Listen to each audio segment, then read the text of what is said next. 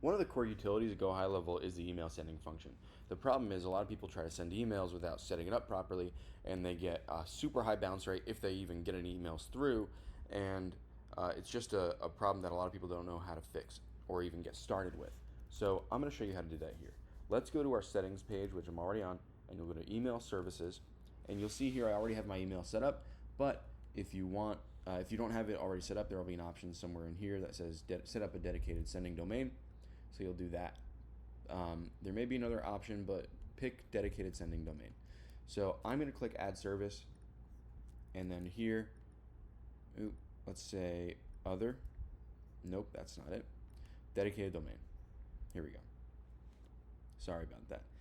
Don't be scared by that other option. This is way more automatic, way easier. So let's do add domain.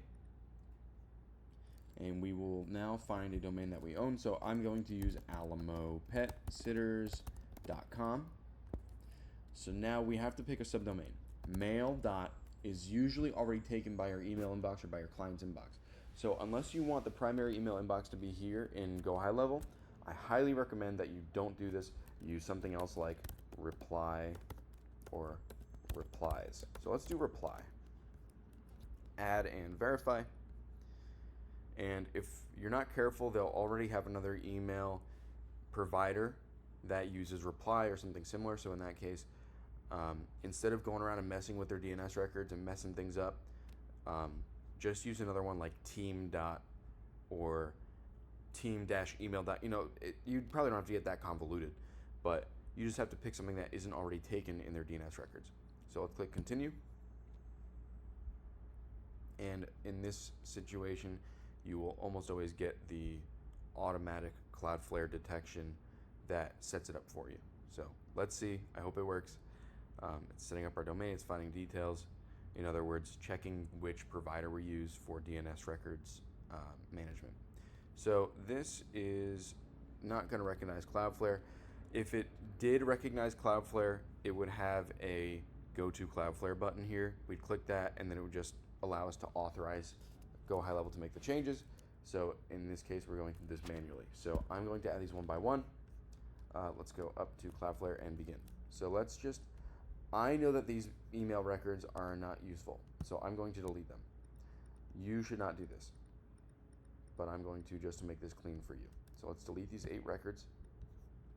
Delete, delete. Okay, so let's add our first record. We have 2 text records, a CNAME, 2 MXs, 3 text records. Okay, so let's go one at a time. Let's go TXT. We will paste this in the name. And then we will do, where are we? Up here. Required value in the content block. We will save this. Let's go back, get our next text record, reply. Add record, TXT. We'll paste reply, go down here, copy this, paste it here. It's just a lot of copying and pasting. That's all it is. We're going to get our CNAME now. Add record, CNAME. Pretty simple. You should have no problem with this. Mailgun, save, MX, reply, and this record. Okay, save that. Priority. We should make this priority 10 is default, so just make it 10. Okay, let's go to the next MX record, which is also reply. It's just a secondary redundant mailgun server, so we'll do MX, paste reply there. Nope. And grab this. Save. Make it 10. Okay. And finally, we have this last text record, which helps verify that your email is coming from who you're saying it's coming from. So we'll do TXT, paste that in there, and finally grab this DMARC.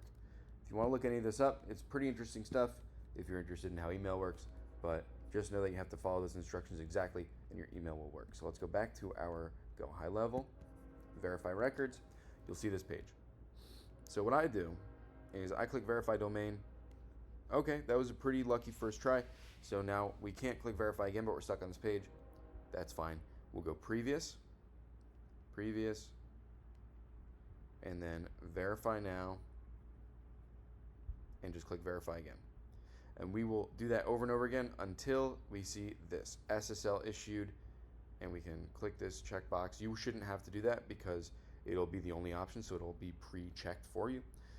But this is what you'll want it to look like. So now you can send emails from any. I'm just gonna open a quick text box here. So you can send any email from any sender address that ends in alamopetsitters.com.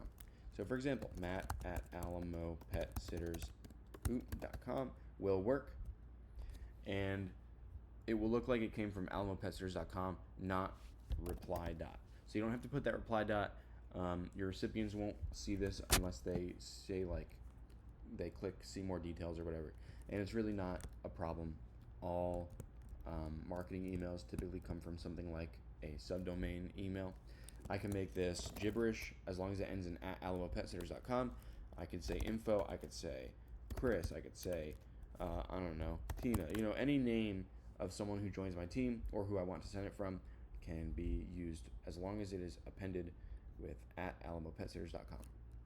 So this will allow you to add emails to your marketing tab. So let's say we make a new email from the marketing tab, create campaign, blank, plain text editor. This is just for demonstration. We will make a quick email. We don't even need to type the email here. I'm just going to leave that alone because that's not what you're interested in. Demo validated email. Email. So let's do sender schedule. So this is where that comes in. matt@alamopetsitters.com. So there's your verified email address. Email verified. If I made this an email I haven't used, it will take me to that email page when I click this and allow me to do what I just walked you through. But just know that as long as you type in the right domain, the sender domain, this will work. So anyway, I hope you found that helpful. And as always, if you have questions, leave a comment, shoot me an email.